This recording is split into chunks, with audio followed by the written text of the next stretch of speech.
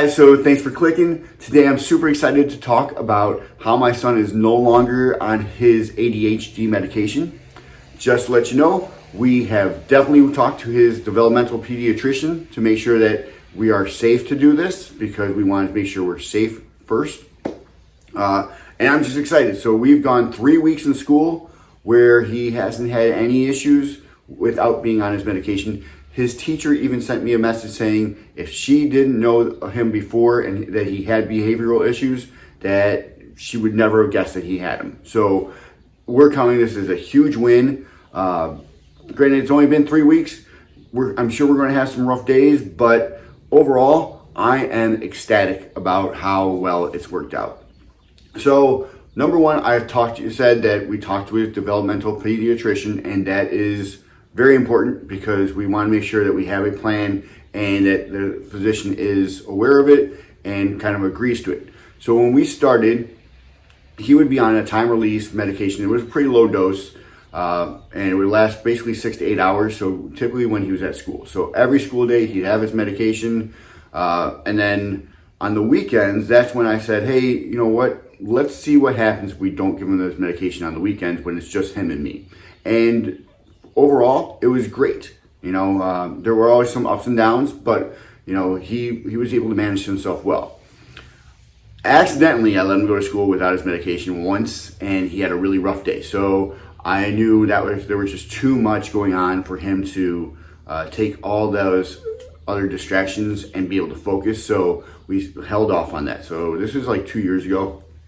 So we said, nope, if he's at school, he's definitely going to be on his medication. But when he's at home, we're going to try it without it. The other things that we did to kind of help him develop, because I'm a big fan, if there's a way not to use medication, to not be on the medication. But I also understand that it's really important sometimes to have that to help you. So, again, if you are looking at it, talk to your physician first and come up with a plan. So after, we talked to our developmental physician, pediatrician, and we told her, hey, we're going to do this on the weekends where he's not going to be on it. And she said, you know what, that's great. Go ahead and try it. So the things that we've done is, number one, encourage positive behavior. So if he had a good day or just not a bad day, make sure you reinforce it. That's what we would do. Say, hey, at the end of the day, great day. We didn't have any issues, or even better, if he got upset and was able to calm himself down and refocus on something else. And I would tell him how proud I was of him for those things where he was able to change. Didn't happen a lot, didn't happen all the time, but he did make significant improvements. Other thing that I'm a big fan of is being more active. I'm one of those believers where if you're constantly moving and you're physically in better shape, you have a less reliance on some medications. Again, not a doctor. I'm also not one of those people that says you shouldn't be on any medications. No, I'm just saying, whatever we can do to get off, and it's safe to go ahead and do that. So being physically active I believe helps regulate the body. And so I think that definitely has helped him increase his, be able to deal with everything. So, because we are a very active family, and make sure he's really active.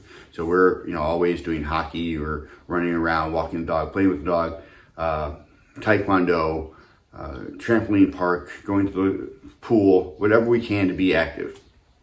So for the longest time, it was, if he's at school, medication. When he's at home, no medication. And we had the longer breaks, the spring break, the summer breaks, where he was not on medication. Unless I really felt like he really needed it that day, it was mainly no medication when it's just him and me, medication when there's other people involved. So in March of 2020, we had the lockdown, and basically he was out of school for almost a year, or actually a full year. And he did such a great job. I talked to his teacher. I said, hey, because he's done such a great job, and I've talked to his developmental pediatrician, what do you think about him trying without his medication? And we'll just try it out, see how it goes. And she said, you know what, I think that's a great idea. again, I want to make sure I communicate this to anyone who is going to be affected by it. So his school was a big one. If they would have said, no, we don't think that's a good idea, I probably would have said, okay, let me listen to you because you guys are going to have to deal with it as well. So his teacher said, great. And I am so happy that we've gone 3 weeks now and no major issues. There's been a couple times where he's gotten himself upset, but then he's been able to control himself and reset himself to have a really positive day. His teacher actually has told me that if she didn't know him from last year and that he had behavioral issues, she would have had no idea that he ever had any. So we are ecstatic. So again, just to kind of reiterate, number one, talk with your physician and making sure, like I said many times, we worked with our developmental physician, our developmental pediatrician on his medication and the plan. Positive reinforcements on good behaviors, less negative reinforcement on bad behaviors, but more positive on saying, hey, I'm really proud of when you made this change.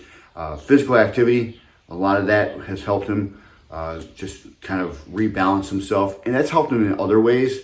And so like when he first came to me, he had braces that he had to wear on his feet at night, and now he no longer does that. So the physical activity has been big, and it's been amazing and great because he's kind of like just developed so well. But those were the 3 main things that we focused on, and it's worked for us. Now, I'm not going to say it's going to work every time. It just worked in our situation.